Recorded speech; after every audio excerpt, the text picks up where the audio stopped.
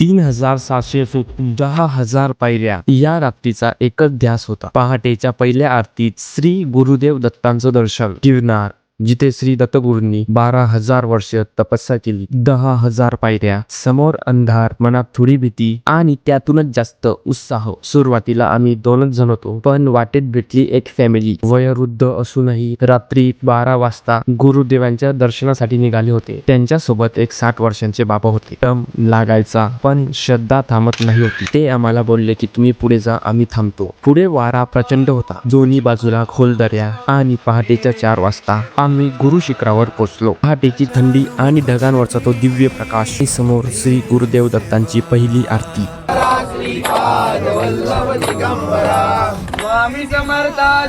क्षणाक्षणाचं सोनं झालं. हा प्रवास फक्त ट्रॅक नव्हता, तर हे होतं साक्षात गुरुदेव दत्तांची अनुभूती. मित्रांनो, जेव्हा गुरुदेव बोलवतात तेव्हा मार्ग आपोआप तयार होतात. तुमच्याही जीवनात असे देवी क्षण यावे हीच प्रार्थना. पण तुम्हीच सांगा, गिरनार एवढा सोपा आहे का समजायला? अजिबात नाही. गिरनार फक्त एक पर्वत नाही, तर तो आहे एक गूढ पर्वत. पुढील व्हिडिओमध्ये आपण येथील गुप्त गुफा आणि रहस्य बघणार आहोत, जे फार कमी लोकांना माहित आहे. श्री गुरुदेव दत्त.